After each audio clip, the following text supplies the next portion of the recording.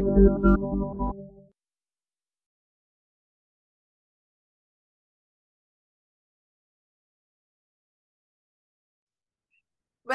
to this edition of Off Limits. Our guest today is former police officer Amod Kanth, who is running and is well known to run this NGO Prayas.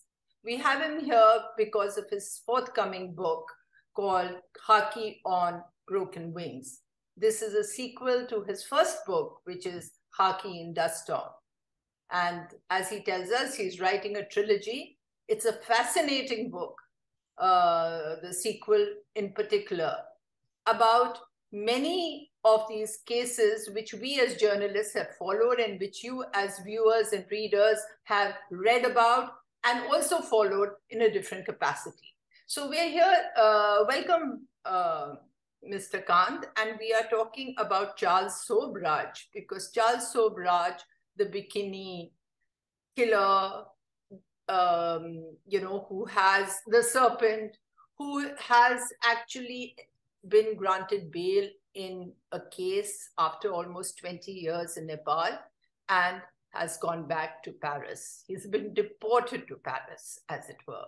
So, and Mr. Kanth has followed this case, and he's going to tell us a little bit about it. So, Mr. Kanth, welcome to Off Limits after this rather long intro. And do tell us about the great escape from Tihar jail of Charles Sobhraj, who you then were able to get back. Oh, thank you. Thank you, Seema. Great meeting you. Talk to each other. I recall the good old days, which I call bad old days many a times, when you were there in the scene and you did a lot of these cases.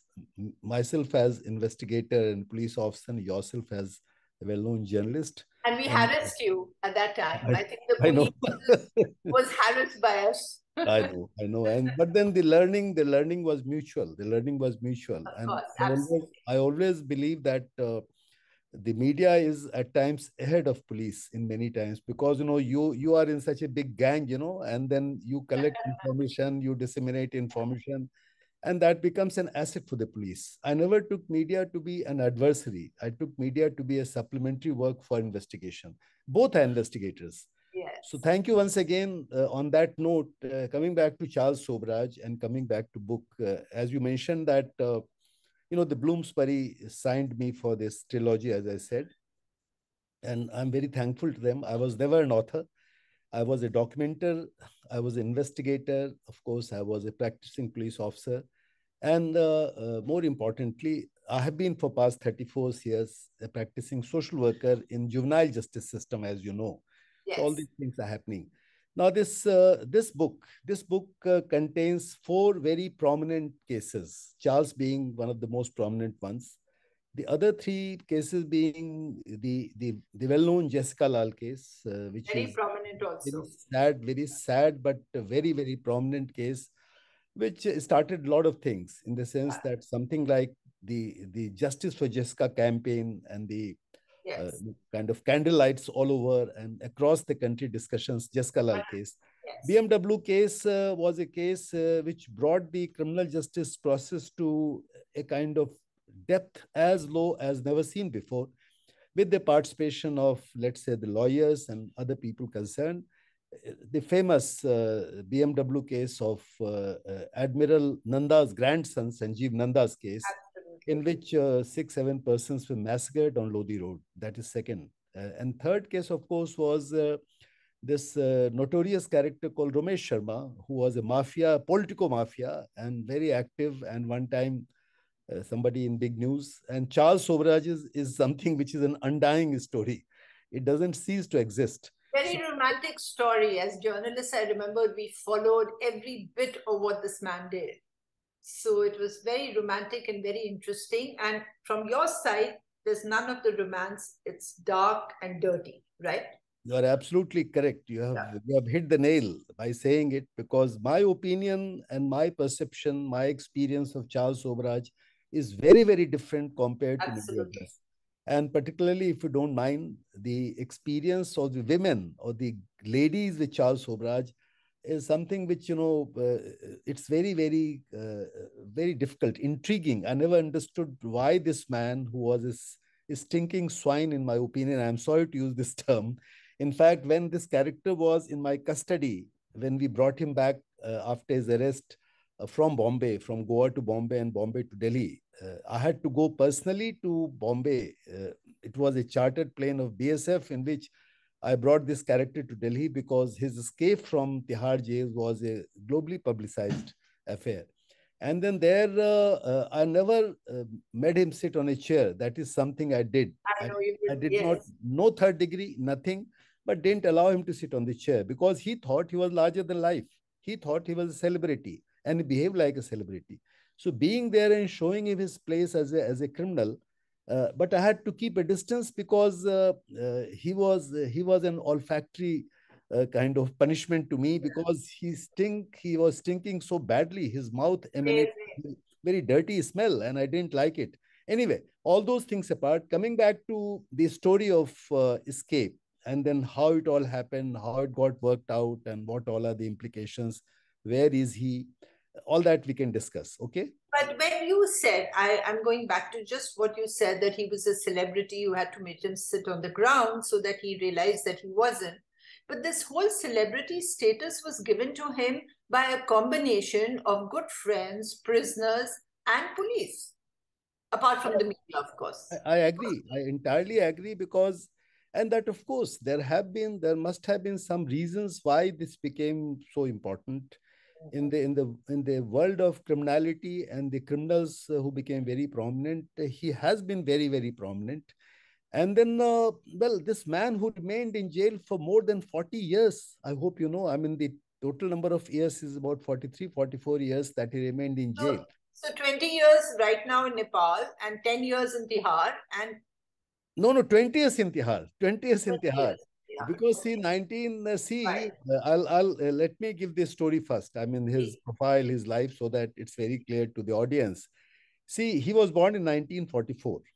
And then 1963 was the time when he got involved in the case for the first time. And he claimed to be living in Paris and there and traveling 2, 3 places wherever his parents were there, whoever were there. He claimed that he had done his graduation and maybe some studies he did in the university around, no doubt about it. Yeah. 1963, as a young offender, he got arrested. And then he was in a jail called Poise. There's a Poise jail near Paris where he was there as a young offender. Before that, he already had met that girl whom he wanted to marry. And his marriage got postponed because of the fact that he got caught in a petty theft case or something, a vehicle case. And then he went to jail. So he remained in jail for some time. Then as it happened, he started his the way of his functioning and his all tricks started then only when he was a young offender. He became very friendly with someone who was there in the jail itself. And then that gentleman helped him in coming out also because he befriended him. I mean, he put up himself as an educated person. He put up himself as an intellectual. He put up himself as someone emotional and spiritual and whatnot. All those kinds of gimmicks he started playing them. So 1963 was important for him. 1971, he got arrested for the first time in India. As you know that he had mixed parentage. Gurumukh was his father's name, who was an Indian. And his mother was a Vietnamese French. I mean, she was Vietnamese origin, but she was a French. So he became a French citizen from that point of view. And then he used to come to India. And then he used to commit some petty crimes also. I am talking of the time between the time he became a young boy and then went on. Yes. 1971 was in our record, in our dossier that we prepared on Charles. Since I was Deputy Commissioner of Police Crime for long 5 years, as you know, and that was the period which saw many, many significant cases. Charles was not the most significant one. And, big cases which I did in those times. But we prepared his dossier. According to his dossier, 1971, he got arrested in a case for false passport. And then after that, but he was already very active. During this period, he was traveling in many countries and then committing crimes already. In France, he was committing crimes. In India, 71, he came in picture.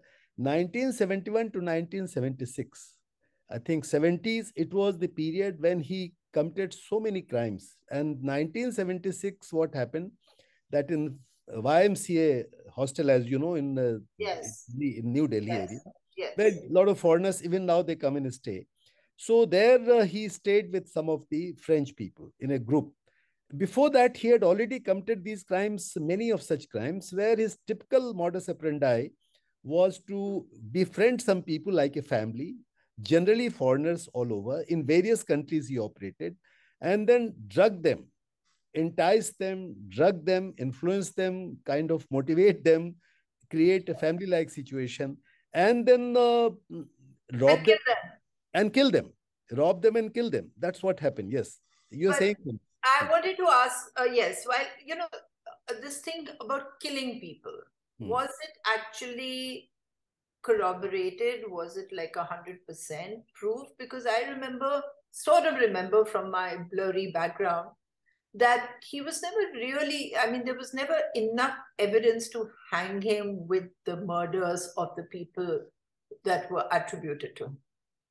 He suspected why he escaped. Always suspected, Why he escaped from Tihar jail in 1986, because he suspected that Thailand held a lot of information about him, and there were some people, one of the ex diplomat also, who was after him. We were after him all these years, and some Bombay police people were also after him. Internationally, a lot of police forces were after him. So he thought that once he is sent to Thailand, there were two murders which awaited him in Thailand. And Thailand police had issued a red corner notice. And that red corner notice was being globally publicized by Interpol. And he was one of the most wanted persons through Interpol. He suspected in 1986, when he lost his case, he was being extradited from India in 1985. Subhash Vasan, Chief Metropolitan Magistrate, had issued an order. And then he filed a petition, an appeal against the extradition in Delhi High Court. He lost it, to be precise, on 12th of December 1985. And that was the day he planned out his escape. Yes. Not for the reason that he would have gone out of India, but for the reason that there would be a case, and that case will make him stay in India. And he did succeed in that process. You understand? Yes. So I'm going back. I'll just make a reference, complete my previous conversation, that 1976, in this YMCA hostel case, one person died. And before that, his modus operandi of drugging, killing, robbing foreigners prominently being talked about across in various countries, because he had already operated in several countries. So 1976, one gentleman, one of these foreigners who had drugged, he died. When he died, and he was known to be doing it, so he was caught. He was arrested, and then he remained in jail for 10 years. So that was a conviction. There was a conviction. There were several other convictions against him, but this conviction was in the case of killing, homicide, and he died. So this is 70. That is how he remained in jail till 1986. And 1986, I mentioned to you that why did he escape? The motive was very clear, that he was not there to get away from the country, but he wanted to remain in India. He wanted to create a situation that, there was a 20-year warrant, 20-year kind of red corner notice against him, which actually expired in 1995. And then he remained in jail. He remained in jail till 1997. And 1997, as you know, we extradited him. Not extradited, he was deported. Because till 1997, these so many years, there was no case against him. All the cases were gone, were finished. So 1997, we made this character leave this country, and he was sent to France, remained in France from 1997 till 2003. 2003, the restless character that he went to Kathmandu, and there he was being tried for these two cases of murder, remained for 19 years, and now he's released and free again. So it's very interesting. I mean, there are various things coming out of your account, and many that you have referred to yourself. One I wanted to ask you is, why do you feel that he always kept coming back to this region where there were cases against him, whether it's in Thailand or India or Nepal? Is it because he realized that our law and order system was weak and he could get through? See, he found probably he found the Indian jail. He knew that he will end up. Actually, he could not escape his crimes much. Time and again, as you can see, that he was caught. Yes, he He kept was going caught. in. He was Yeah, mostly caught, and that is how these 4 decades plus he remained in jails. But right. he was a jailbird also, in my opinion. And then he made the jail. He controlled the jail. He played all types of tricks and games in the jail. He befriended and controlled and terrorized the jail authorities. The jail inmates always helped him. He managed to get very important people to jail, like the ex-convicts, or let us say the lawyers who kept on coming, like in Delhi, for example. Yeah. Delhi, Sneh Sengar, that young lady lawyer, who was a budding lawyer that time, and Sneh Sengar fell for him. I mean, it is no secret and was never a secret that Sneh Sengar's relation with him was far more than a lawyer-client relationship. And then it all happened, and she assisted him like anything. Some So media people assisted she him. assisted him in escaping Tihar jail. That's correct. And First then of you've all, also written about the media persons that you just said. he's lucky to have escaped only through, let's say, a charge sheet was filed against him. He was not arrested in that time because one was thinking that, yes, Dibang did it all, perhaps as a journalist, as an investigative journalist. He went there, but then he decidedly crossed all limits because Dibang was charged for being very, very pally with all those people who were very deeply connected to the conspiracy and support system that they created. Like, David Richard Hall. I have written a lot about the A character lot of about him. He David was Richard. also an approver. I mean, That's he's the guy who gave you the information. David Richard Hall. David Richard Hall was, I mean, he used to call himself creative director. He was an excellent photographer. And then generally a person who had creativity in him, he got arrested in a Charas case. And then he was extremely uncomfortable in jail.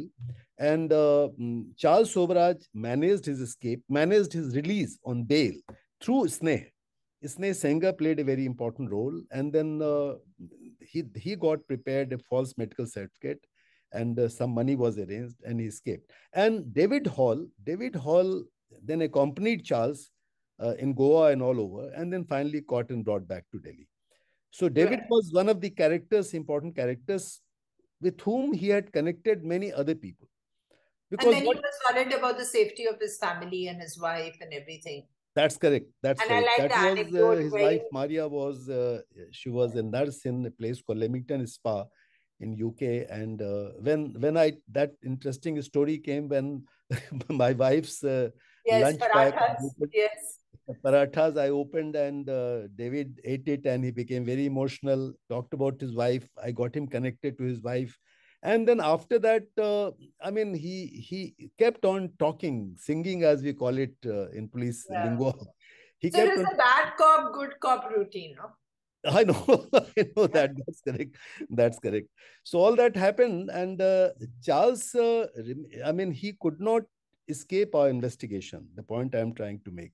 We all these stories about. If you read the books called Bikini, you read the book called Serpent, or you read the book called Charles, that Life and Crime Yeah, of Life Charles. and Times, I've read that. Correct. Or you read that story about him in Reader's Digest, or Yeah. you go into Interpol story. Actually, the entire information about Charles was nowhere in one place. What I have done, what we could do during investigation, we brought everything together. And a complete profile of Charles is there now. Okay. You have yes, it is. But it's also, the fact that he was charming, the fact that he was able to swindle with ease, the fact that he had a certain persona which attracted women, but also attracted all kinds of men who went out of their way to help him. Like in the police, like in Tihar jail, he had everybody eating out of his hands.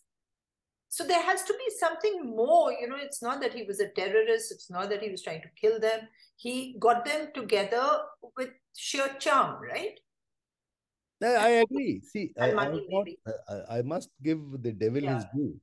While giving the devil his due, I would like to say that number one, that in India and anywhere else, these half foreigners, that white skin and yellow skin, actually, he had yellow skin, that kind of thing, pale yeah, kind. These kind of people, this mixed parentage and bit of English, bit of French accent, that is one point, number one. Number two, yes, he used to read. I will not deny him this thing that he was an avid reader and will read about all kinds of things, and particularly law.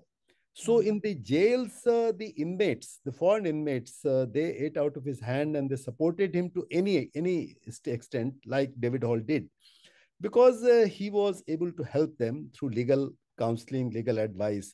Then he maintained he was able to befriend people from all categories, all types, including media. And he actually cheated media more than anybody else because he made money out of it. He really made money out of it, that he did. So now a bit of spiritual talk, a bit of intellectual talk, a bit of emotional talk, a bit so of he did foreign look. everything. These things, they combine to create a persona. And that persona was a rarity in the world of criminality, if you look at that. And India, the Indians by temperament, all of us by temperament, we give extraordinary importance to these kind of foreigners, particularly, and he was a foreigner from that point of view. Yes. So he exploited all that stuff. And you can imagine that the number of crimes that he committed in a very short period while he was out. I mean, see, from the time, let's say 1963 to 71, he was young. He wasn't so old. And 1971, when he was arrested in Delhi, till 1976, then finally he was arrested. It was not a long time. But then he traveled all across. He went to Kabul, Afghanistan. He went to Turkey. He went to Greece. He went to France several times, kept on going there. He went to Thailand. He went to Nepal. He traveled extensively in India. In India, also places like Varanasi and other places. Goa, the place you are there in. Goa became one of his most favorite jaunts because Yeah. Goa found the places and situations to conceal. In that book, I had an opportunity to partly see. You must have heard about that film called Me and Charles, which was made by some director called Yes. Prabal. In that case, I went to Goa once just to see, kind of situation. They created a very authentic situation about Goa, particularly, that how he was able to travel and go all over and even conceal and be comfortable in Goa. And finally, Al Kakure, where he was, Kakure, the restaurant, he was arrested in Porvorim, where I believe there's a statue, chained statue of. Yes. So, Yes. It's a very famous restaurant because of Charles Sobhraj even today. I know. So I mean, these are the things, which really. But you have pointed out in your book about how the Bombay police was put into the act. And then it's the Bombay police that arrested him in Goa and then informed the Goa police and took him straight off to Bombay. Now, this also brings out, it reminded me when I was reading your book about recently when the Hyderabad police came to Goa and they made a few arrests on drugs and hash or whatever of some people here and then informed the Goa police. So is there some kind of lack of trust between units, or is it basically that, or a lack of trust in the Goa police? No, actually, I'll explain because as you are aware that for a very short period, I was DGP Goa also. And Yes. of course, sad enough, I couldn't stay long because of my major problem with the chief minister and all. Anyway, Right. so this particular case, Charles Sobhraj case, what happened that when he escaped, I took over the case immediately as DCP crime, and I Right. was in Tihar jail. Ved Marwa was commissioner of police that time. As you know, after 1984 riots, huge problems. And fortunately, Mr. Jog, Surikant Jog, who was the previous commissioner of police before Ved Marwa spoke to Mr. Jog actually, and Mr. Jog was told that bhai, this fellow has gone from Delhi and we knew the place. We had come to know that opposite Churchgate station, there was a particular hotel where he stayed. But by the time Mr. Jog called Madhuka Jende, because Madhukar Jende was an inspector, just inspector. But Bombay police has that tradition that even the commissioner of police, they can call very junior officers and brief. So he was sent, and then there they could not find Charles very well because he had investigated Charles earlier also. They could not find him in that place, that is Bombay hotel. But one of the co-conspirators, co-accused who escaped with Charles was arrested by railway police. Okay, so he was there, and he had an kind of grenade with him, and grenade also was part of their planning, the escape plan. And then after that, Jende went to Goa, and since we had the information, one of our deputy commissioner of police, Shamsher Deol, you know Shamsher, I presume, yes, in Delhi police, Shamsher and wife Kawaljit Deol. So Shamsher was sent to Goa because Shamsher had come from Goa just recently, and there both of them were there. And there, no, as it happened that when in the evening, both of them went to that restaurant and they spent some time. Shamsher, being the senior one, he was asked to go, and Madhukar remained there. And Charles came along with David Hall, and he was caught. He was caught. Then Madhukar, logically, he should have informed Goa police. He should have told Shamsher Devan that he was caught there. But no, it's a game of credits. You understand? Okay. And as a policeman, I understand that Madhukar wanted to become kind of the person who arrested type. Yeah. They went to Bombay. He took him away to Bombay straight away without informing anybody. And it was learned immediately. We learned that he was arrested. And then after that, as it happened, Bombay, you brought him. I went and brought him today. He was obviously running the jail, and there was complete complicity of the jail staff. Hello? Yeah. Could you hear me? Now I can hear you. There was a gap. Yeah, there's something or the other happening. It's fine now. It's fine. Yeah. So I'll repeat the question. So, you've spoken of complicity of some of the journalists or a journalist who had access to him. You've spoken a little bit of the complicity of the people in prison, etc. But when Charles Sobhraj actually fled Tihar jail, he gave these drugs or some dysentery medicine to all the jail staff who fell sick, and he was able to walk out. But that's a little simplistic, isn't it? Considering that it was a culmination. He chose when he wanted to leave. He had good food, which he was obviously getting in. He had a certain kind of support from the prison staff and the police there. See, I think he almost took over.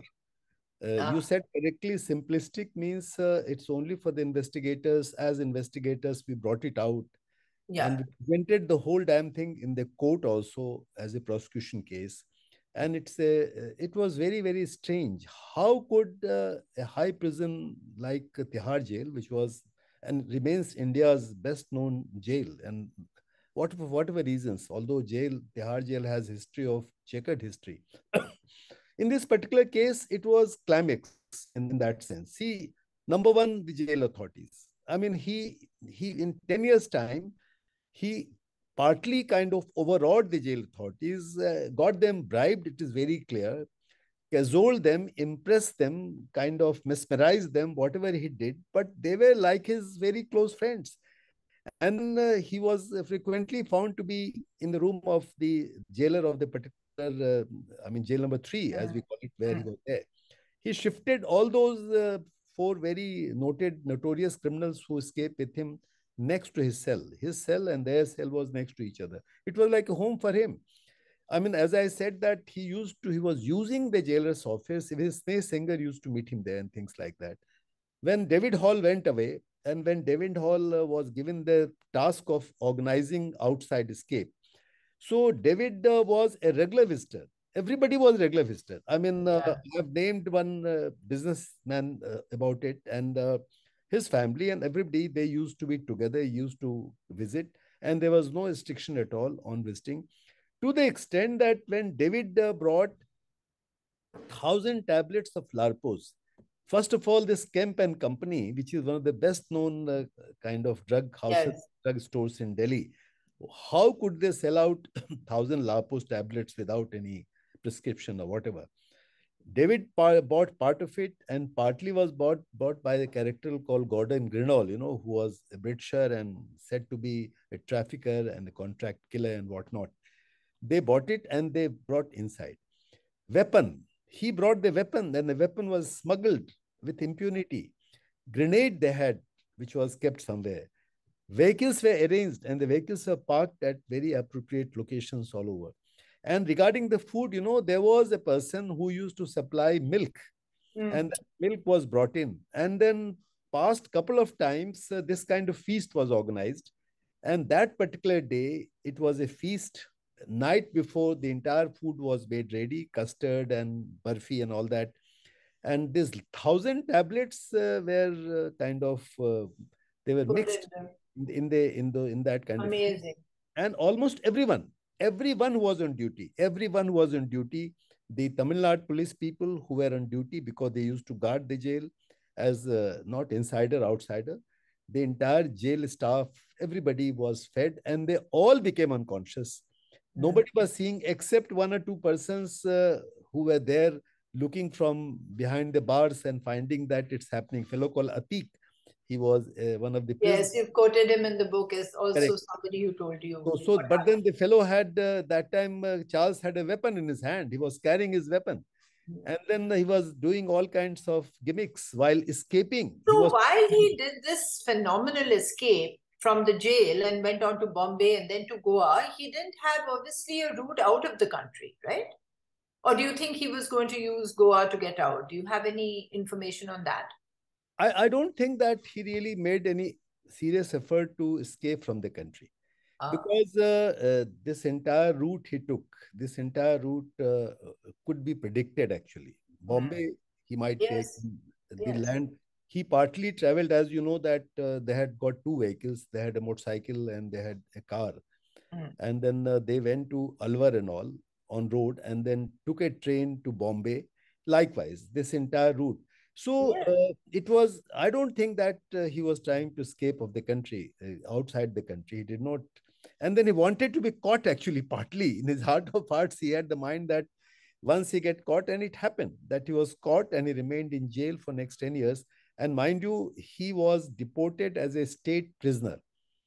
He was deported as a state prisoner. There is a very old act, I think 1918, 1917, 1919 vintage law, the law relating to jail.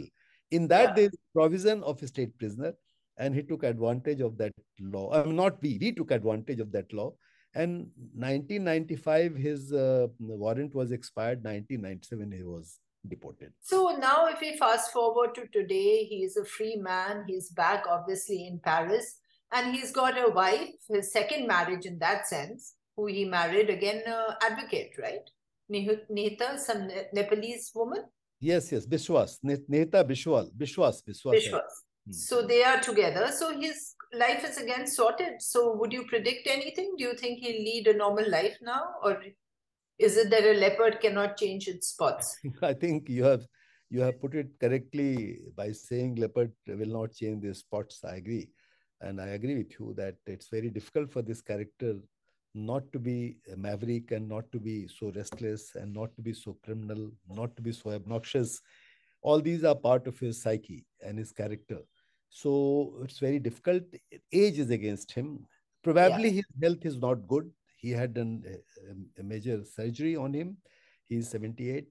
So maybe one thing I can visualize, that he will definitely cultivate the media again.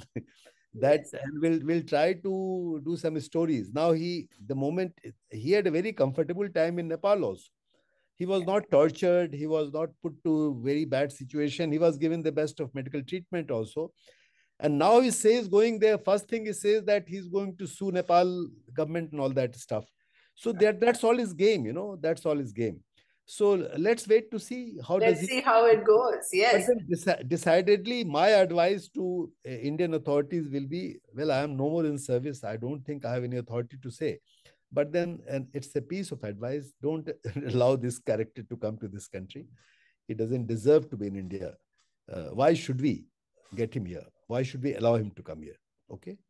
Right. So in that note, I will thank you, Mr. Kanth. It was an excellent insight into this criminal, who for journalists again still remains romantic in the sense that he had everything with him. You know, he had charm, he had money, he had the rich, he had the poor, and he evaded the law until you guys he kept evading the law, but he kept getting back in jail. So he wasn't able to do it for too long, as you have pointed out. But thank you so much for this interview, and we'll be back with more character. Thank you, Seema.